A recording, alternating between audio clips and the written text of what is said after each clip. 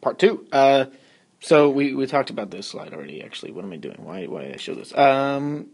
Yeah. So we have that analogy, hopefully fresh in our heads, with the water tank, the water being the charge, or the amount of water being the charge, the amount of pressure in the tank being the voltage, the piping is the wiring, the amount of water flowing through it, that's the current, and anything we place on the pipe that limits flow, that would be a resistor. So, current in a circuit. When the switch is off, there is no current. We talked about that already. So if this was switched off, there would be no light because there's no current flowing through this. When the switch is on, there is current. That makes sense, hopefully. Current flow. This is kind of confusing to some people, but it shouldn't be.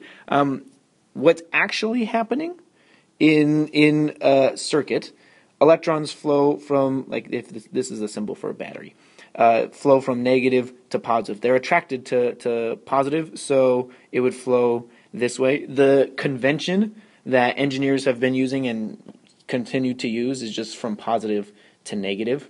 So since we're in an engineering class, we're going to think of the flow of current going from the positive end to the negative end. So when you draw your circuits and you draw your batteries, you're just going from positive to negative because that's what engineers do. It doesn't really matter because whether it's flowing in one direction or the other direction, the current is still the same idea. So it doesn't really matter. That's why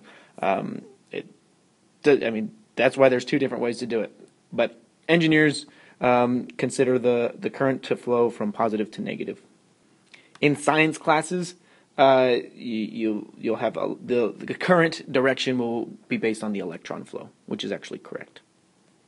But it doesn't really matter. This is, I think, what I just said. So we'll just consider it positive to negative. That's just the convention that engineers use. So yeah, you don't have to write that stuff down, but just so you know. Moving on. Voltage. Let's talk about the voltage. Remember, voltage, we think of the pressure in the tank. So if there's a lot of voltage, it has a lot of potential to push out, whatever charge that it has. Charge being the water. Yeah, that's kind of nice. I like that, actually. I didn't see that. So voltage is the force that causes current to flow. That's probably the better definition. You should write that one down. It's measured in volts. We already talked about that. When the faucet is switched off, is there any pressure? Well, of course there is. There's still pressure in the tank. Doesn't matter about this. The pressure in the tank is independent of any switch that you have. When the faucet is switched on, is there any pressure? Yes, of course. There was pressure before. There's pressure in the tank now. The pressure can decrease, though. It's called a voltage drop, but we'll get to that later. If you connect the circuit by switching like the switch on or opening the valve, then the pressure pushes current through. So you connect the circuit, and then the voltage pushes the current through. That's really how you should think of it. So this is just same idea. The battery provides voltage that pushes the current through the bulb when it's switched on. If it's switched off, there's still voltage here. It's not pushing any current because the circuit's not connected. So it's just like pressure pushing up against this switch until it's turned on. Then there's current flowing. Oh, that's a really succinct way of saying it. Resistance is the opposition of current flow. Hopefully, that's like a rock. If you put something or some type of thing that limits flow of current, that's a resistor. It's measured in ohms. We talked about that. If you have a high resistance, it decreases the current flow. If you have a low resistance, it decreases it less. It allows more. If you have no resistance, then it's just the wire going through, and the current is whatever gauge the wire is. And then it also deals with voltage too. We actually have an equation. It's Ohm's law, but we'll get to that, I think, in a different video. Maybe on Monday. Resistance in a circuit. So if you put a resistor, it restricts the current that's flowing through it, and so the light bulb is less bright. It looks like it's more bright because, it's like white light, but no. The bulb would get dimmer because there's less current flowing through. Hopefully that makes sense to you. More resistance means less current flowing through.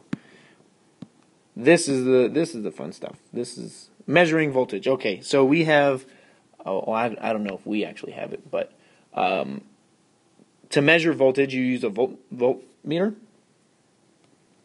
or voltage meter. A multimeter, this is what it's talking about. A multimeter can measure voltage, it can measure current, and it can measure also resistance. So a multimeter is just like a tool that can do a bunch of things. A voltage meter measures specifically voltage, and it can't do anything else. How do you measure voltage? Well, you have to set a proper voltage range. We'll get to more of how you do that during, like when we do our little experiments or little activities. You always want to start with a low voltage when you're measuring stuff, but we'll talk about that later. And you measure across components. So if you want to measure the voltage of the battery, kind of like the pressure in the battery, you measure just on both ends of the battery. Okay? If you measure, say you take this lead, measure from here, and then you put the other lead here, you're measuring the voltage across this stuff, but the pressure could decrease like from here to here. So you just measure across whatever object that you're trying to measure the voltage for. Oh, something else that's important is so there's a positive lead for a multimeter or a voltage meter, and there's a negative lead. If you put these in the incorrect order, if you switch these around, then the multimeter will just read a negative value. Same absolute value, but it'll be negative if you do it in the wrong order. So you could just switch it around. That's how you know if you did it wrong. All right. You can measure voltage of a battery just by connecting, the two ends of the battery to a multimeter or voltage meter. Or if you have a circuit like this, you can connect your leads across a resistor, and then that would measure the voltage drop, because the resistor affects the current, and current, resistance, and voltage are all related by Ohm's law. We'll get to that later, but if you measure it across any component of your circuit, then you're just measuring the voltage drop. So that's how much the voltage decreases. But we don't have to write that down right now, because we'll get to it when we calculate stuff. Here are the multimeters. There's a couple of different ones. I kind of don't know why this slide is there, but it's an instrument used to measure properties of an electrical circuit. Multimeter can measure all of these things. Voltage, you just switch the different modes. They have different sections for resistance, different sections for amps and volts and stuff. So that's a multimeter.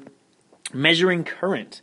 This is important because you measure current differently than the way you measure voltage. Voltage you measure across an object. So like here, you measure the voltage of the battery by connecting the two ends of the battery, and then you can measure voltage drop by connecting it over a resistor or something like that. A light is also a resistor, but it's just another component. Measuring current, I'll save this for part 3. Oh my goodness.